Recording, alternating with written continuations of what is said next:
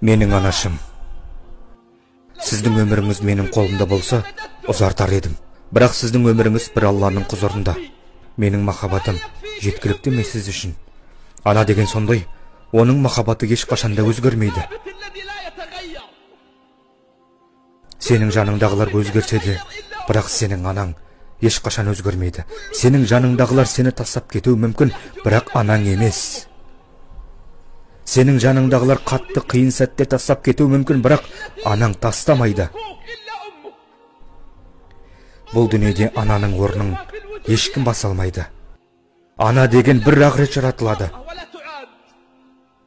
Сенің тыныш ұйқың үшін қаншама түндер ұйықтамады. Ол сондай шаршады сен үшін. Ол сондай шаршады сен ұйықтап қуаттанып алуың үшін. Осылар сенің есіңде емес пе? Осылар сенің есіңде ме? Сенің есіңде емес пе? Жамылғысыз ұйықтап қалған түндерің, бірақ көрпе жамылып тұрғаның есіңде емес пе? Сенің есіңде емес пе ұйқыңнан тұрған кезіңде алдыңда тамақ дайын тұрғаның, оны анаң дайындаған еді. Айтшы, кім оны дайындаған? Кім оны дайындаған? Есіңде ме? Сенің сондай кішкентай кезіңде анаң сені таң атпай оятатын еді.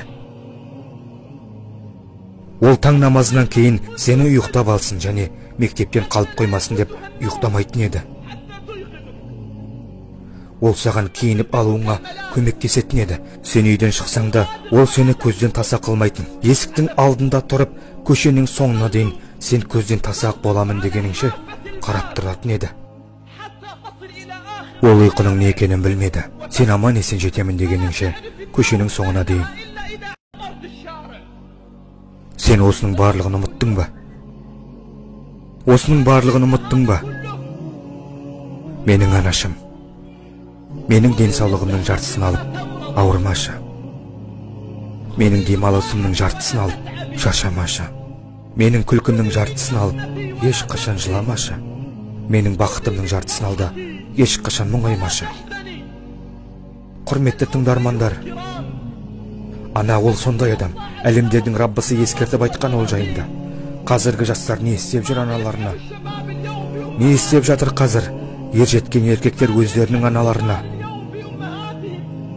Сонымен қатар кейбір бойжеткендер аналарын тек мейрам кездерінде ғана кездесіп жүреді.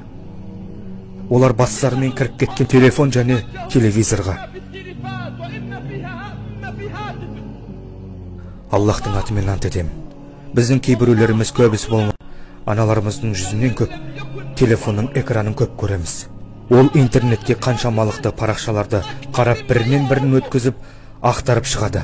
Ал анасын бір сәтте ойлап, жүзіндегі күлкісімен жанынан табылғысы келмейді.